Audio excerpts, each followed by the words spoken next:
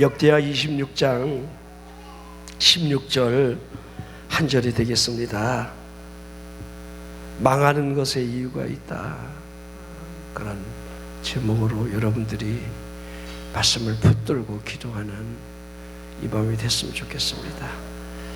그가 강성하여짐에 그의 마음이 교만하여 악을 행하여 그의 하나님 여호와께 범죄하되 곧 여호와의 성전에 들어가서 향단에 분향하려 한지라.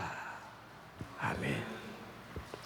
오늘 우시야 왕에 대한 이야기를 같이 나누기를 원합니다.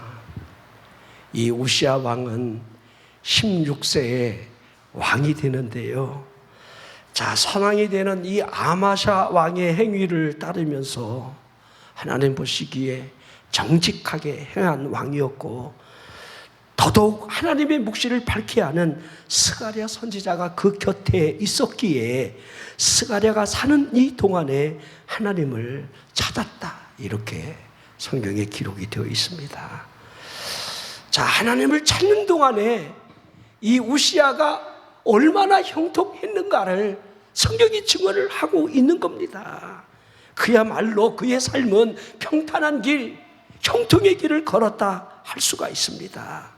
블레셋을 쳤고요, 그 땅에 성읍을 건축하며 주변에 아라비아 사람들이나 마온 사람들, 암몬 사람들이 그에게 조공을 바치게 되었고, 그 이름이 애굽의 변방에 이르기까지 널리 번질 정도로 이 우시야 왕이 대단히 강성했다, 이렇게 할 수가 있습니다. 자, 이 왕이 예루살렘 성 모퉁이 문이나 골짜기 문 성의 굽이마다 망대를 세워 얼마나 견고하게 세웠는지, 심지어는 광야에도 망대를 세워서 물웅덩이를 많이 팠고 고원과 평지에 가축을 기르게 하며 여러 산, 좋은 밭에 포도원을 가꾸게 했는데, 이렇게 표현되어 있어요. 이 우시야 왕이 농사 짓는 일을 매우 좋아했다. 꼭 저처럼 그랬던 것 같아요. 그러니까 농사 짓는 일을 얼마나 좋아했으면 물을 끌어다가 그 사막에도 옥토를 만들면서 많은 밭들을 일궜다. 굉장히 지혜가 있는 왕이라 이렇게 해야 합니다. 우시야를 위해 싸우는 이 족장의 수가 2600명이나 되었고, 이들 모두가 다 큰 용사였다 하고 있습니다. 그 휘하의 군대가 30만 7,500명으로 기록이 되어 있고요, 그들 모두가 다 건장했고 싸움에 능했고 왕을 위해 정말 목숨을 거는 그러한 충성된 군인들이 그 주변에 있었다는 거예요. 자, 우시야 왕 또한 그의 군대를 위해서 방패나 창, 투구, 갑옷, 활, 돌을 준비해서 싸울 수 있도록 해주었고, 예루살렘 안에 있는 재주 있는 사람들로 하여금 이 무기를 고안하게 만들어 망대와 성곽 위에 두어서 화살이나 큰 돌을 쏘게 했는데, 그 이름이 기이한 도심을 얻어 널리 퍼짐은 물론이요 매우 강성했다. 이렇게 그의 삶을 이렇게 한마디로 쭉 요약을 했어요. 자, 여러분들이 지금 우시야 왕이 어떻게 형통의 길을 걸어갔는지를 쭉 여러분들이 머릿속에 그려보기를 바랍니다. 16세의 어린 나이에 왕이 됐는데 그의 곁에는 누가 있었다고요? 선지자가, 스가랴 선지자가 곁에서 하나님을 찾을 수 있도록 그렇게 지시를 하면 잘 순종하며 어린 나이로부터 따랐다는 거예요. 그러게 그의 주변에는 한마디로 표현하면 기이한 손이 있었다. 여러분이 이 말씀을 주목해서 보라는 거예요. 여러분, 사람이 복 받는 거 그냥 받는 게 아닙니다. 사람이 망하는 거 그냥 망하는 게 아니에요. 딱 한마디로 표현할게요. 하나님의 기이한 손이 우리와 함께 하느냐, 나와 함께 하는 사람에게 형통과 복이 있는 거지, 하나님의 도움이 떠나면 그 사람은요 불통의 길로 걷기 시작하는 거예요. 이게 한마디로 그냥 요약이 되는 겁니다. 자, 그리고 오늘 우리가 읽은 이 본문의 말씀이 이어서서 우리가 형통과 대비되는 그 여러분들 이 불편한 내용이 그대로 기록이 되어져 있습니다. 자, 그가 강성해졌다. 이건 분명한 사실입니다. 하지만 이 강성함으로 올 수 있는 인간의 교만, 이 교만이 같이 대비를 하고 있다는 거예요. 이 교만이 악이 되고 이 악이 하나님 앞에 범죄함이 되었다, 이렇게 여러분 기록이 되어 있는데, 오늘 이 말씀을 우리가 가슴에 새기면서 우리가 여러분 잘 될 수 있는 날도 있을 겁니다. 여러분이 잘 되지 않는 이유가 있다라고 한다면 뭔가 거기도 이유가 있겠지요. 그러나 잘 되는 형통하는 날이 올 때에 우리가 우시향을 보면서 우리의 마음이 교만해서는 안 되겠다. 형통하면 우리 마음에 교만이 올 수 있는데, 우리 지난날 한번 뒤를 돌아보십시오. 잘 나가는 때에 우리 마음이 교만함으로 말미암아 여러분들 그 삶이 꼬꾸라지는 모습들을 우리는 많이 보게 됩니다. 이걸 여러분들이 좀 내 삶에 좀 적용을 좀 했으면 좋겠다. 오늘 여러분이 이 밤에 기도할 수 있는 기도의 제목이 돼서, 하나님, 내 마음이 절대로 교만해지지 않도록 주여 역사하여 주시옵소서. 내가 하나님 보시기에 악으로 치우치지 아니하도록 주여 역사하여 주시옵소서라고 하는 마음이 우리에게 있어야 한다는 거예요. 우시아 왕의 교만을 보십시오. 이 왕이 얼마나 교만했으면 여호와의 성전에 들어가 제사장만이 할 수 있는 향단에 분향을 하려 했다는 사실을 보여주고 있습니다. 그 모습을 보면서 제사장 아샤랴가 얼마나 기겁을 했는지, 용감한 제사장 80명을 데리고 뒤를 따라 들어가서 우시아 왕에게 오직 하나님께 분향하는 것은 구별받은 아론의 자손 제사장들만이 할 수 있는 일이기에 이 성소에서 나가라, 목숨을 걸고 그렇게 지거를 하는데, 그런데 이 우시아 왕이 얼마나 그 마음이 교만했는지, 그 마음이 교만으로 얼마나 강팍해져 있으면 그 음성을 듣고 순종을 했어야 하는데, 스가랴 선지자가 있는 동안에는 하나님을 찾으며 순종했던 그 마음이 자신의 강성함으로 말미암아 제사장이, 이 일은 제사장이 할 수 있는 고유의 권한을 설명하는데도 불구하고 뒤를 돌아보며 역적을 냅니다. 분향을 하다가 그 말을 듣고 화를 내는 순간에 성경에 이렇게 기록이 되어 있습니다. 그 순간에 그의 이마에 나병, 문둥병이 확 짚히기 시작했다는 거예요. 그러니까 하나님의 심판이요, 우리가 현실적으로 보는 심판하고 여러분들 우리가 서서히 망하는 심판하고는 큰 차이가 있어요. 그러니까 하나님 앞에 망하는 사람들을 보면요, 하나님의 영광과 직접적인 충돌을 할 때 그 사람은요 급하게 망합니다. 마치 이 나병이 오듯이 그 이마에 나병이 확 짚히는 것을 그대로 보게 됩니다. 자, 이의 삶이 이것으로 끝이 난 겁니다. 죽는 날까지 문둥병자로 별궁에 살아야 했고, 그의 아들 요담이 백성들을 다스렸는데요. 자, 이거 얼마나 안타까운 일입니까? 하나님을 찾을 때 강성했던 이 우시아 왕이 그 강성함이 주는 교만한 마음 때문에 이와 같이 왕실의 묘실에 묻히지도 못한 채로 그 곁에, 그 옆에 문둥병이니까 그 시체마저 같이 여러분 왕실의 묘에 묻히지 못하는 그러한 여러분들, 이 비극의 말년을 그에게 만들었다는 사실을 보여주고 있습니다. 교만이 악을 만들었다는 사실, 그 악은 하나님 앞에 범죄였다는 사실, 그러게 우리가 이 교만이 언제 오는가, 교만이 무엇 때문에 오는가, 우리에게 찾아올 수 있는 이 교만이 무엇인가, 반드시 강성할 때의 교만이 오는 게 아니라 평범한 우리에게도 교만이, 망한 사람도 교만이 있어요. 이 교만이 우리를 떠나지 않는다는 사실을 잘 볼 수 있어야 합니다. 이 교만은 사람 마음속 깊은 곳에 숨겨져 있습니다. 마치 잘 정돈된 정원 안에 숨겨진 잡초와 같은 모습을 하고 있습니다. 여러분, 아무리 전원주택에 정원이 화려하게 꾸며져 있다 할지라도 잡초는 언제든지 잡초는 여러분 나오게 돼 있어요. 그러기에 여러분들, 잡초의 능력은 농사를 짓는 사람들은 다 압니다. 그 잡초의 능력은 가히 상상조차 할 수가 없어요.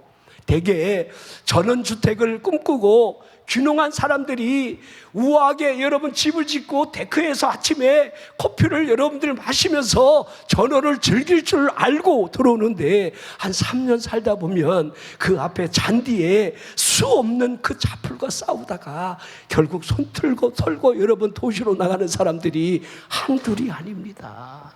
이거 잡초의 능력, 이거 무시하면 안 됩니다. 여러분, 하물며 우리 마음속에 있는 이 교만의 능력, 이거 비교할 데가 없는 거예요. 잡초의 능력은 저리 가라. 여러분 안에나 저 안에 이 교만이 꿈틀거리면서 언제 여러분 살아서 우리를 여러분 삼키려 할 수 있는 일들이 널려져 있다는 거, 이걸 볼 수 있는 애 달려 있습니다. 교만을 보십시오. 먼지처럼 날아오를 수가 있으며 언제든지 어느 곳에든 내려앉을 수 있는 능력이 있습니다.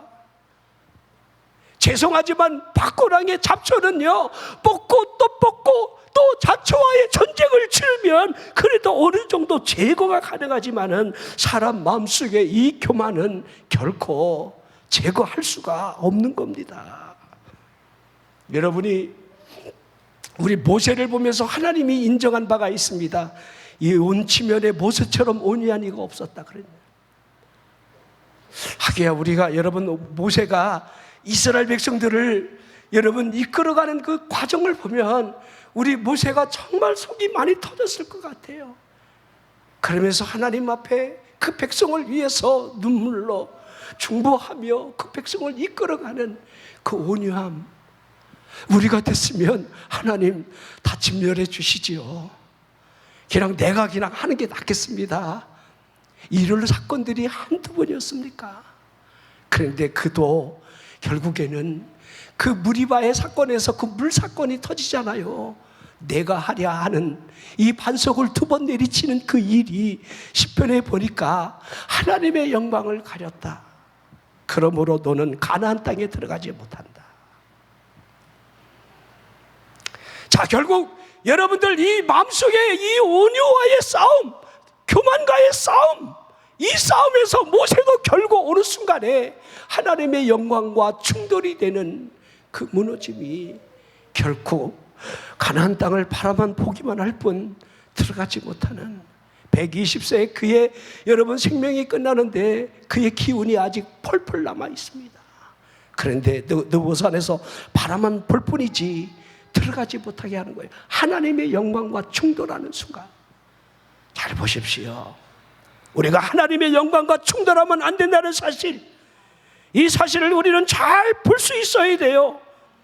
우시야 왕을 벌하는 겁니다.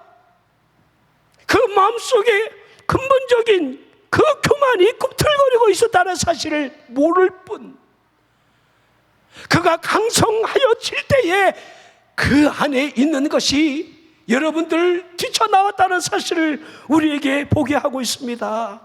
교만은 언제든지 사람 마음속에 여러분 숨어 있다가 뚫고 나올 수 있다는 사실을 보여주고 있습니다. 여러분, 에덴 동산에 우리 인류가 짓는 이 죄악을 가만히 보면 뱀이 하는 말을 좀 집중해서 들어보셔야 돼요. 뱀이 하와 할머니에게 뭐라 하고 있습니까? 네가 그것을 먹으면 눈이 밝아지고 하나님처럼 될 것이다 라는 말을 하면서, 하나님이 그걸 알고 있기 때문에 인간이 위대해진 것을 두려워했기에 선악을 알게 하는 열매를 먹지 말라 하신 거야.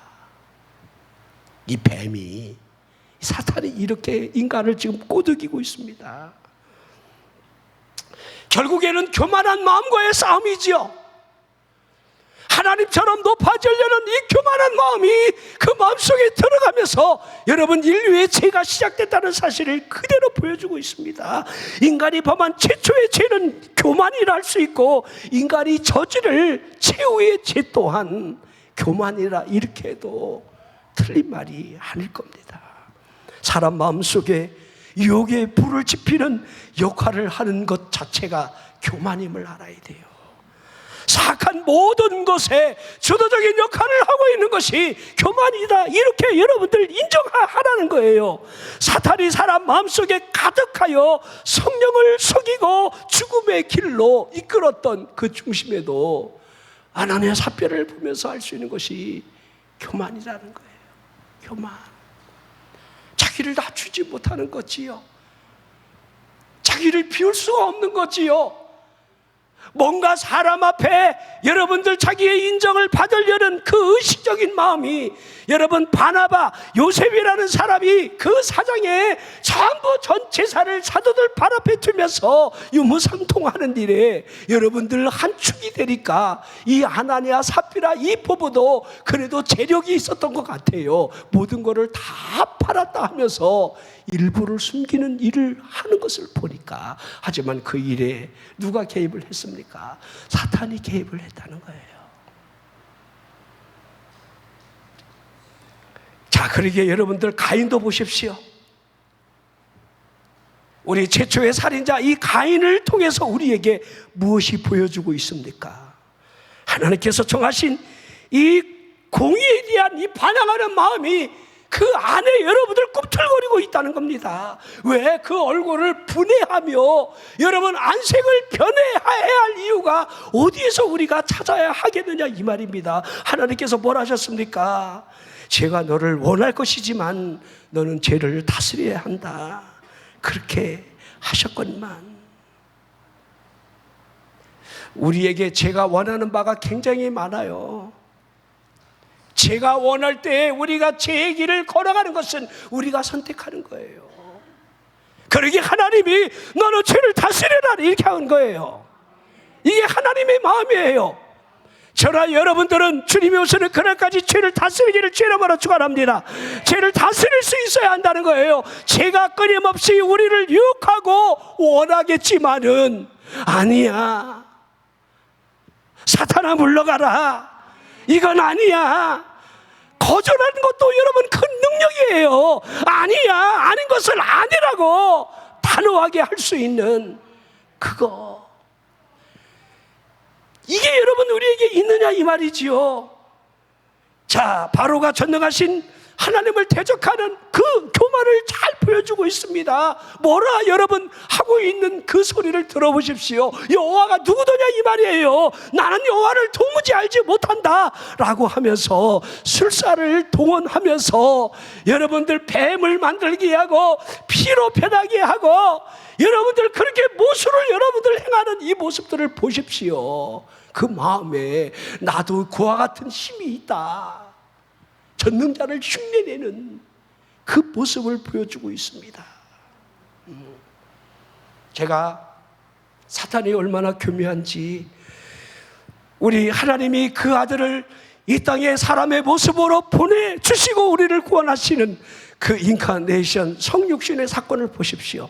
사탄이 얼마나 교묘한지, 사람 마음속에 귀신을 통해 들어가서 여러분들 조종하는 그 사람의 모습으로 여러분들 변장하는 이 기만을 보십시오. 얼마나 따라하기를 좋아하는지.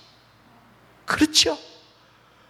사람 속 안에 들어가서 귀신이, 사탄이 조종하는 대로 지금 말을 하고 있고 행동을 하고 있는 그 모습들을 보십시오. 얼마나 교묘합니까?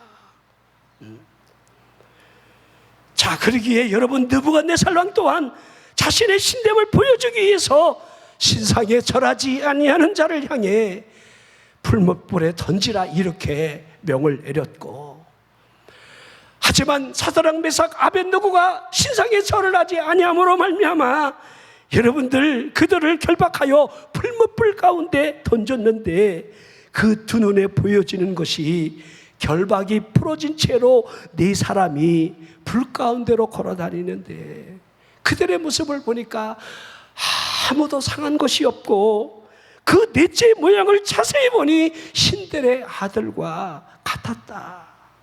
이 느부갓네살 왕이 지금 그리 아니하실지라도 라고 하는 이 신앙 고백 위에서 여러분 용광로 속에 던져진 그들의 모습을 바라보며 하고 있는 고백입니다. 자, 이때 이 느부갓네살 왕이 조서를 내립니다. 각 백성, 각 나라, 각 언어를 말하는 모든 자들은 사드락, 메삭, 아벳느고의 하나님에 대하여 경솔히 말하는 자가 있거든 그 몸을 쪼개라. 느부갓네살 왕이 그 전능하신 하나님을 얼마나 여러분들 느꼈으면 그 하나님의 이름을 경솔히 말하는 자가 있으면 그 몸을 쪼개버려라. 그만큼 하나님을 두려워했다는 거예요. 그랬던 그가 바벨론 왕궁을 지붕을 거닐면서 이 큰 바벨론은 내가 능력과 권세로 건설하여 나의 도성으로 삼았고 이것으로 내 위엄의 영광을 나타낸 것이 아니더냐. 이 바벨론의 영광을 자신이 한 것으로 자기 입으로 그렇게 자화자찬하는 순간 이 말이 아직 입속에 맴돌고 있는 동안에 하늘로부터 소리가 들려지기 시작했습니다. 느부갓네살 왕아, 내게 말하느니 나라의 왕위가 네게서 떠났느니라. 내가 사람에게 쫓겨나 들짐승과 살면서 소처럼 풀을 먹고 7대를 지날 것이다. 그런 하늘의 음성이 들려지지요. 자, 내가 하나님의 여러분 영광과 충돌하는 순간에 내가 이 바벨론의 권세를 내가 한 것이 아니더냐. 이 위엄을 누가 감출 수가 있겠느냐. 자기를 자랑하는 순간에 그냥 하나님이 끝장을 내버려요. 자, 다윗성을 건설해 놓고 평안 중에 그 옥상을 거닐다가 밧세바를 보게 되고 그것이 간음죄가 되고 살인죄가 되었다는 거 우리는 너무도 잘 알고 있습니다. 그 누구도 내가 내 능력과 권세로 위엄의 영광을 나타냈다, 나는 무엇이든지 할 수 있다 라고 하는 그 강성함이 주는 그 마음의 교만이 들어온다면 그 사람은 그로부터 끝난다는 거. 이걸 여러분 오늘 본문이 우리에게 우시아 왕을 통해서 보여주고 있는 거예요. 자, 우시아 왕을 제가 설명을 주겠습니다. 그가 망한 이유가 무엇입니까? 교만입니다. 그 마음이 교만하여.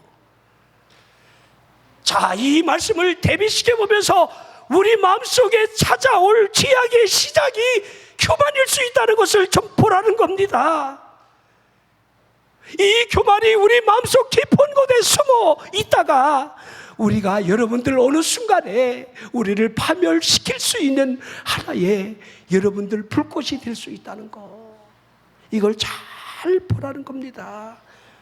교만은 아첨이라는 기타를 달고서 멸망의 창문을 넘나들고 있다는 사실을 우리 예수님께서 제자들을 향해서 내가 목자를 치리니 양들이 흩어지리라 라고 하는 스가랴 13장 7절에 이 말씀이 이언된 것처럼 너희가 다 나를 버리리라 이렇게 직접적으로 말씀을 하시는데, 여러분 베드로를 보십시오.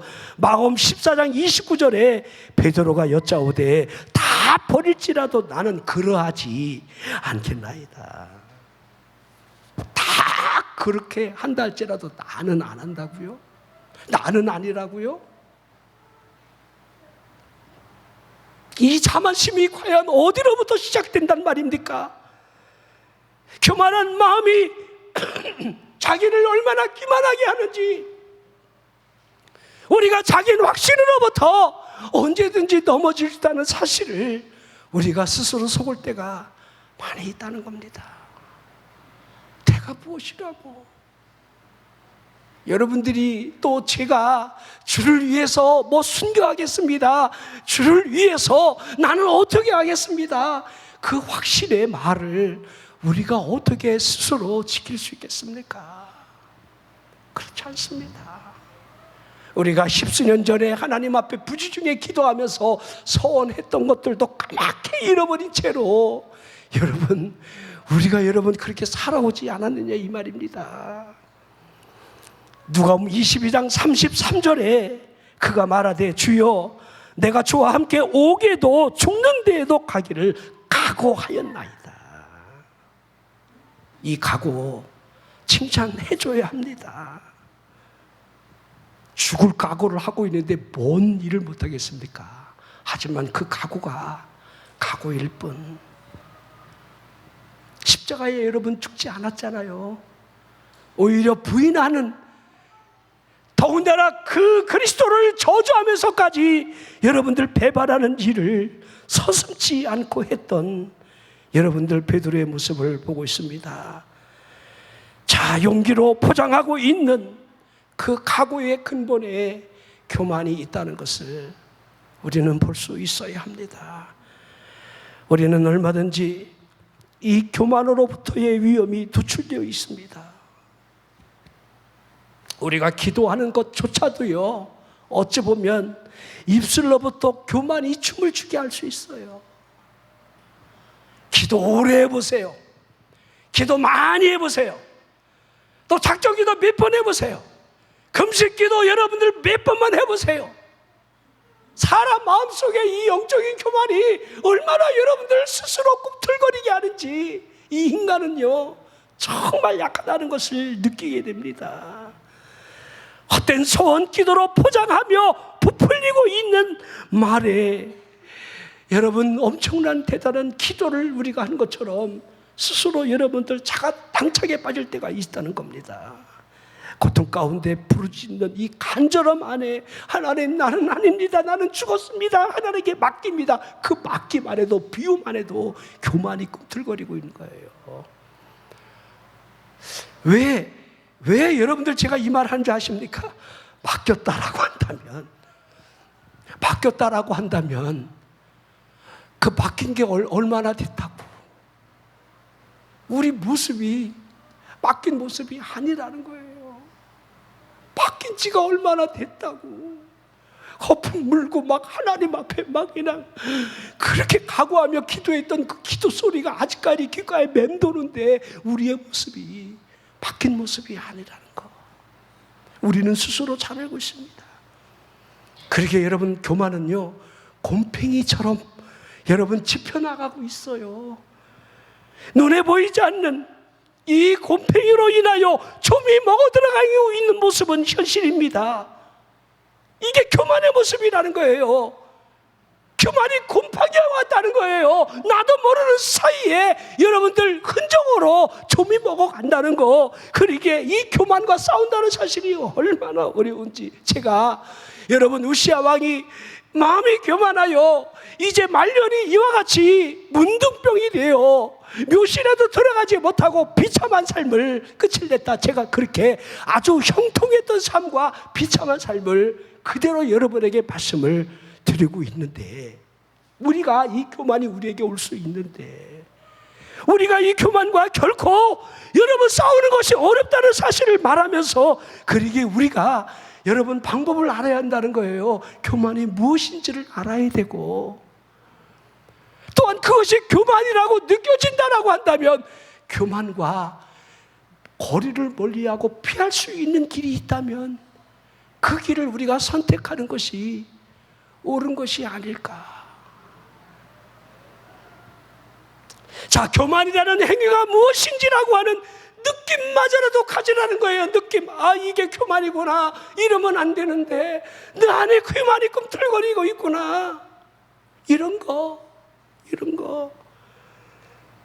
이걸 느끼는 사람만이, 영적인 그 감화가 있는 사람만이 이 교만을 싸울 수 있고, 그래도 떨쳐낼 수 있다는 사실을 제가 말씀을 드리는 겁니다. 교만을 느끼고 있는데 교만을 즐기지 말라는 겁니다. 하나님은 우리에게 은혜를 주시려 하고 있습니다. 그 은혜가 머물 수 있는 공간이 결코 교만 안에는 없다는 거. 진실하게 하나님의 은혜를 원한다라고 한다면 우리들이 하나님 앞에 바라보고 구해야 될 것은 겸손밖에 없습니다. 교만한 마음을 꺾게 해달라고. 하나님, 우리 마음이 교만해지지 않게 하여 주시옵소서. 교만하면 안 돼요. 야고보 4장 6절에 그러나 더욱 큰 은혜를 주시나니 그러므로 일렀으되 하나님이 교만한 자를 물리치시고 겸손한 자에게 은혜를 주신다 하였느니라. 할렐루야. 하나님을 대적하기 원합니까? 교만하면 돼요. 교만은 하나님을 대적하는 행위예요. 은혜를 받기를 원합니까? 하나님 앞에 겸손하십시오. 겸손은 하나님의 은혜를 받아들이는 통로로 할 수 있습니다. 겸손만이 그러게 교만과 싸울 수 있는 유일한 무기라는 거지요. 하지만 이 겸손과 교만이 한 집안에 살고 있다는 사실을 우리는 모르고 있습니다.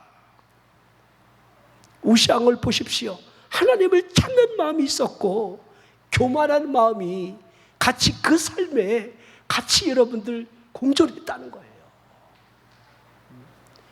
이미 교만은 그 안에 있었는데 선지자가 곁에서 말씀으로 교훈을 줄 때마다 하나님을 찾고 하나님 앞에 낮아진 채로 나갈 때에 형통한 삶을 살았지만은 선지자가 없는 가운데 자신의 마음이 강성함으로 인한 교만이 지배할 때에 하나님이 보이지 않는.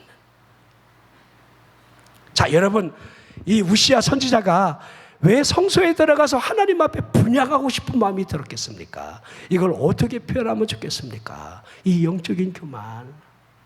나름 하나님 앞에 자신이 뭔가 해보고 싶다는 생각이 있었겠지만은 선지자가 만약에 옆에 있었다라고 한다면 하나님이 하신 이 말씀, 하나님이 하신 이 말씀에서 벗어나지 않게 했을 겁니다. 이 일은 오로지 아론의 자손 제사장들만이 할 수 있는 고유의 권한이라고. 그러게 여러분들이 하나님의 말씀을 들으면서 설교자가 강론된 하나님의 말씀을 증거할 때 그 말씀을 여러분이 아멘으로 받아들이는 게 중요해요. 그대로 왜 안 되는데 나도 할 수 있는데 그러면 안 된다는 거예요. 고라당을 보십시오. 그들이 왜 당을 지었습니까? 하나님의 신이 우리와도 함께 한다는 거예요. 우리도 얼마든지 하나님의 예언을 할 수 있고 하나님의 계시를 받을 수 있다. 그렇게 여러분 주장을 하는 거 아닙니까? 하나님은 모세 외에 다른 사람들에게 직접적으로 말씀하신 것이 없어요. 물론 세밀하게 여러분 사소하게 감동을 받은 바가 왜 없겠습니까? 레위 자손들이. 그것과 차원이 다르다는 거예요.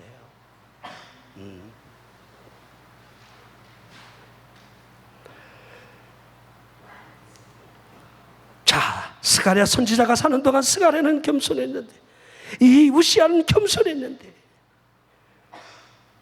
우리가 하나님의 말씀을 가까이 하며 듣는 사람이라고 한다면 하나님을 찾을 수밖에 없는 행위가 분명히 있게 될 겁니다.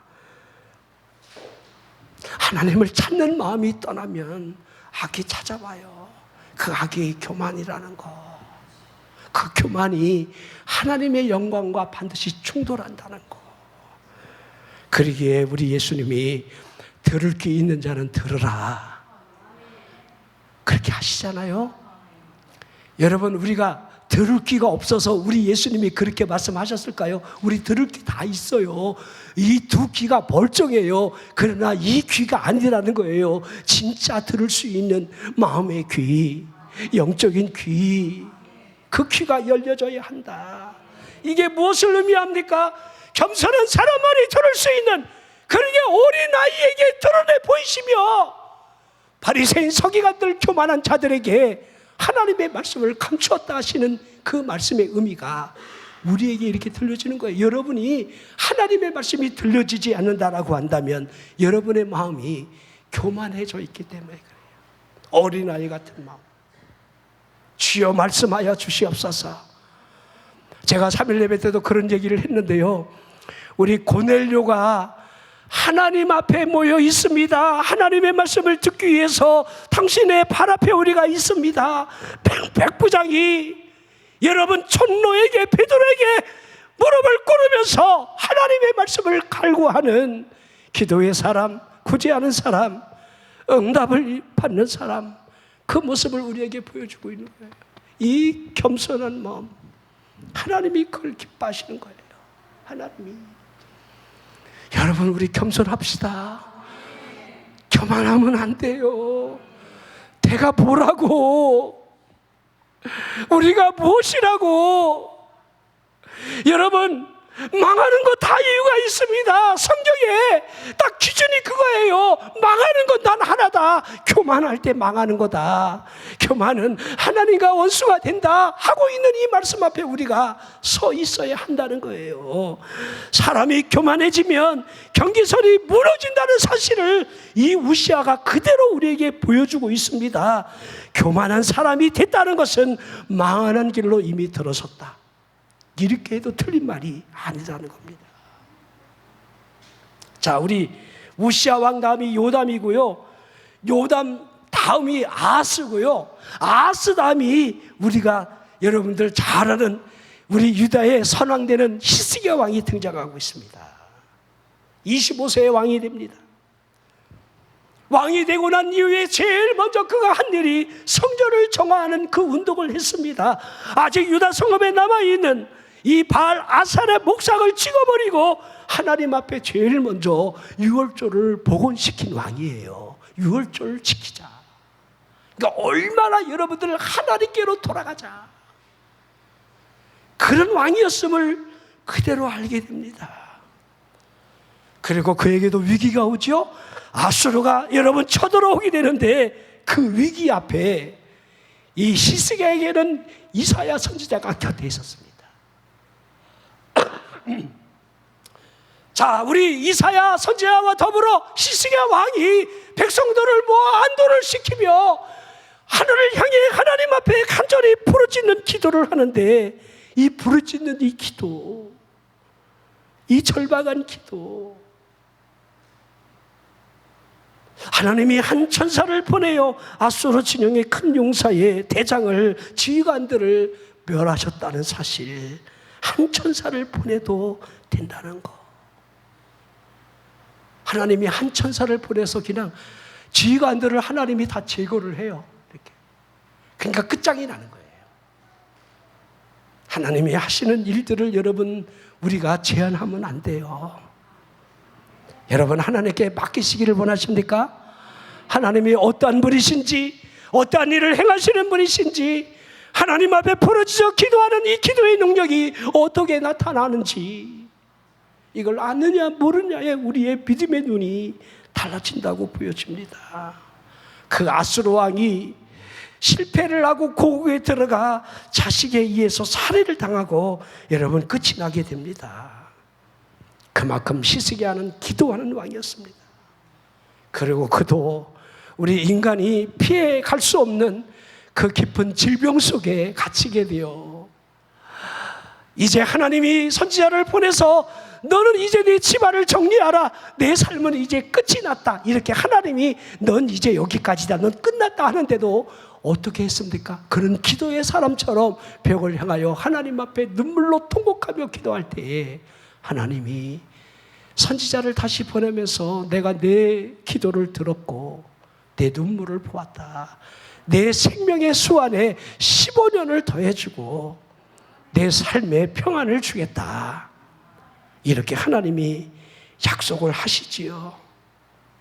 자, 바벨론 왕이 히스기야 왕이 병들었다 나았다함을 듣고는 글과 예물을 많이 보내면서 이제 축하를 할 때에 이 히스기야가 바벨론의 사자들을 궁궐 안에 모든 성소의 보물들을 다 자랑하고 싶어서 보여주고 말았는데 이게 교만이라는 겁니다. 나 이래, 나 이 정도야.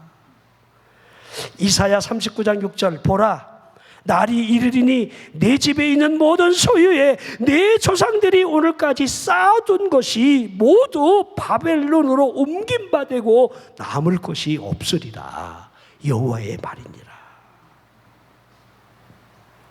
여러분, 우리가 살아온 뒤안길에 뭔가 자랑거리가 있을 때 그 입술이 막 자랑하고 싶어서 내가 이렇게 살았다고, 내가 이렇게 복을 받았다고 막 입술이 막 그냥 막 요동치고 막 꿈틀거리가 있는데 이거 자랑하면 그거 다 옮겨갑니다.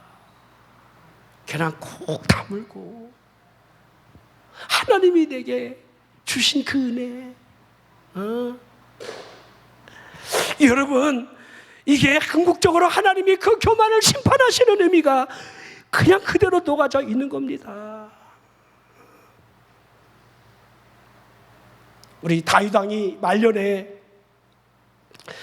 우리 사무엘라 24장에 보면 여호와께서 다시 이스라엘을 향하여 진노했다. 그를 치시려고 다윗을 격동시키는데 인구조사를 하라. 하나님이 격동을 시켰다 하고 있는 겁니다. 이게 23장에 보면 그 이유가 나와 있어요. 23장에 다윗이 마지막 말년에 그 말들을 쭉 하는 그 글이 기록되어 있고 다윗의 용사들이 쫙 열거가 되어 있는데 자세히 보면요, 자신이 이룬 이 업적들과 자신을 도운 그 대단한 용사들, 그 용사들을 쭉 나열을 했어요. 하나님께서 그걸 보시는 거예요.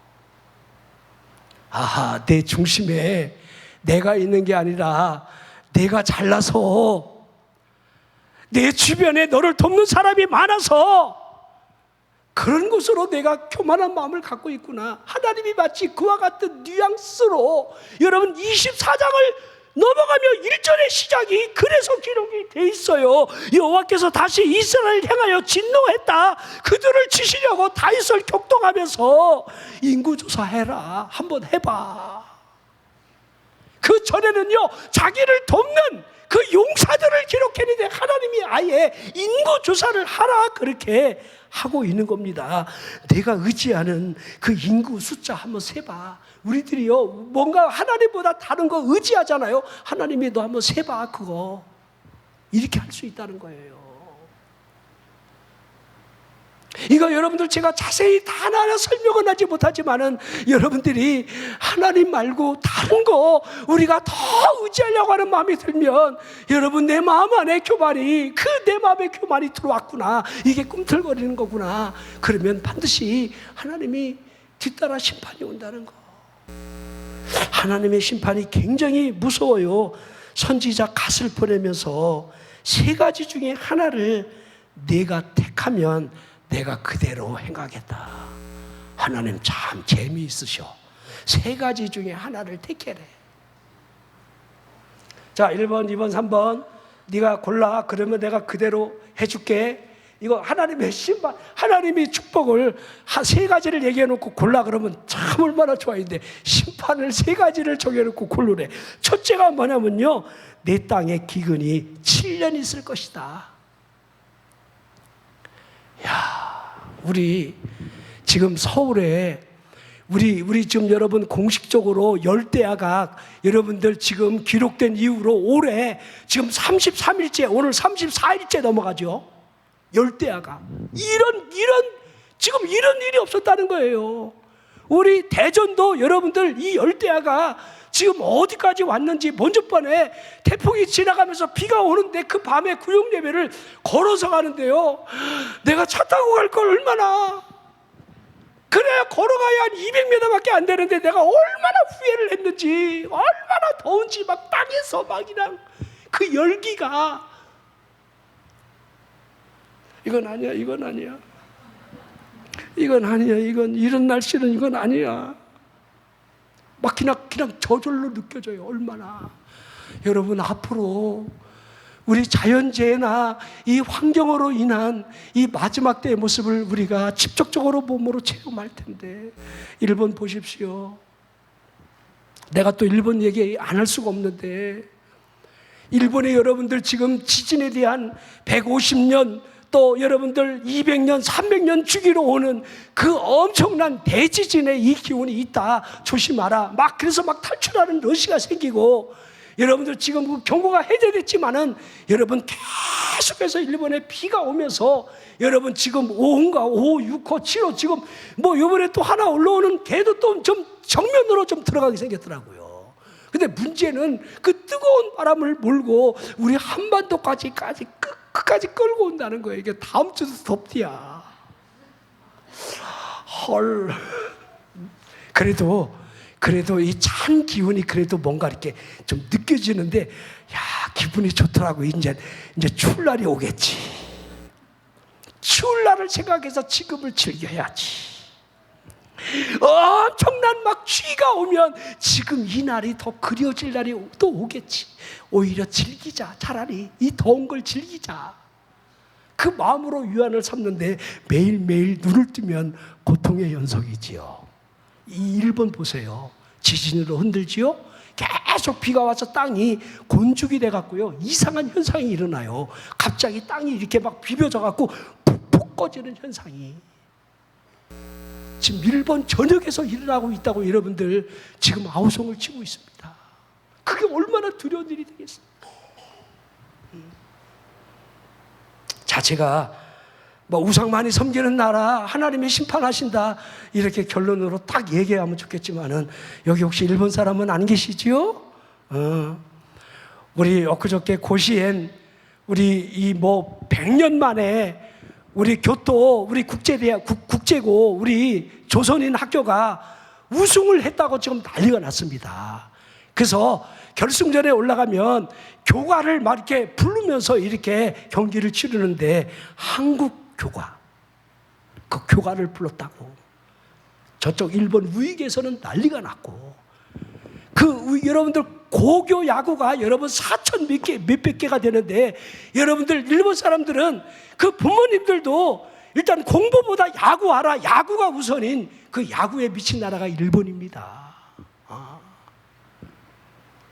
우리나라 고교 야구 여러분들 80여 개밖에 안 됩니다. 그게 많지 않아요. 그런 데서 우리나라 야구 선수가 배출되고 일본과 대등한 경기를 하고, 우리나라 참 대단한 민족이에요. 내가 이런 얘기 또 하면 안 되지만, 우리 엊그저께 끝난 여러분들 올림픽에서도 우리나라 금메달 5개 딴다고 다 예측을 했습니다. 일본은 역대 최대의 선수가 가서 한국 보란듯이 깨겠다고, 한국 스포츠는 망했다. 그렇게 자랑하고 싶었는데 우리나라가 일본하고 금메달 14개인가요? 똑같이 땄습니다. 은메달 수가 많아서 우리나라가 일본보다 앞섰다는 거. 하나님이 교만한 거 얼마나 싫어하시는지를 나는 그냥 피부로 느끼게 되더라고요. 하나님이 우리 편이시구나. 할렐루야. 애국가에 그러니까 하나님이 보호하사 우리나라 만세. 애국가가 벌써 다르잖아요. 자, 이거 기억하지 말기를 바라고요. 자, 그리고 두 번째가요, 왕의 원수에게 석 달 동안 도망 다니는 것을 하겠느냐. 이건 아니야, 이건 아니야. 7년 동안 비 안 오는 거 이것도 아니야. 그리고 석 달 동안 원수에게 쫓겨갖고 이리 도망가고 오늘은 이고 내일은 저거 이굴저굴 이것도 아니야. 세 번째, 사흘 동안 전염병. 그러니까 다윗이 하나님의 손에 빠지는 것을 원했어요. 딱 답을 찾는데, 사람의 손에 빠지면 사람은 긍휼을 베풀지 않아요. 그런데 하나님의 손에 빠지면 하나님이 긍휼을 베푸신다는 것을 느낌적으로 하는 거예요. 자, 그래서 전염병이 시작되는데요, 단에서부터 부활 새벽까지 그냥 전염병이 막 치고 나가는데 7만 명이 그냥 일시에 죽어나갑니다. 그리고 천사가 예루살렘을 손짓하면서, 저 예루살렘에 인간들 많은데 저것들 내가 지금부터 칠 거야 그랬더니, 하나님이 그 모습을 보면서 천사를 향해서 손을 거두라. 그걸 다윗이 보고 있어요. 백성을 치고 있는 이 천사를 보는 겁니다.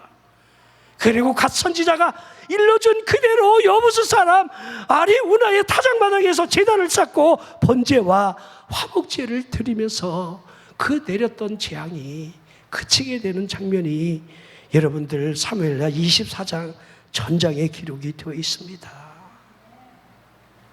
재앙이 시작되는 것도, 재앙이 그치는 것도, 하나님 앞에 복을 받는 것도, 하나님 앞에 저주를 받는 것도 다 이유가 있다는 거 딱 하나죠. 답을 찾을 수 있겠죠. 우리 마음이 교만하면 안 된다. 아멘. 여러분 한번 풀어볼게요. 여러분 교만하십니까? 아니면 겸손하십니까? 이렇게 물어보면 신뢰가 되는 거 맞지요? 목사님 어떻게 직접적으로 그렇게 교만하냐고 묻냐고 그렇게죠. 교만한 걸 아느냐 이 말이에요. 교만한 걸 아는 사람은요, 진짜 교만한 거 맞아요. 교만한 거 모르십니까? 그거 교만한 거예요. 에? 알아도 교만, 몰라도 교만이에요. 하나님 앞에 우리들이 지금 교만 안 하는 것 같지요? 언제든지 우리가 잘 나갈 때가 오면, 언제든지 우리가 내가라고 할 수 있는 어떤 그것이 꿈틀거리기 시작하면, 여러분들 우시아 왕을 기억하면서 하나님 교만하지 않게 해주세요. 그리고 교만에 질되면 그래도 잘 돼야 될 거 아니야, 일단은. 근데 이상할 정도로요, 어려운데도 교만한 사람이 있어. 어쩜 그렇게 안 깨지는지 몰라. 그 이유를 모르겠어. 그 사람은요, 벗어날 길이 없는 거예요. 제가 그러기에 안타까운 거예요. 우리 겸손합시다. 교만하지 맙시다. 일평생 이 교만과 싸워야 된다는 거, 겸손한 삶이 나를 늘 이끌어가기를 바라보고 우리의 기도에 초점이 있어야 한다는 거, 그리고 하나님의 말씀을 가까이 하십시오. 주의 종이 여러분에게 교훈을 줄 때마다 그 하나님의 말씀을 가슴에다가 여러분 깊이 새기세요. 안 된다, 된다. 여러분에게 교훈을 주면 그거 무시하지 말고, 아멘, 그렇습니다, 이렇게 순종하고 나갈 수 있느냐, 이 방향성을 반드시 정하라는 거예요. 내가 생각할 때는 절대 그러지 말라는 거예요. 기도하겠습니다.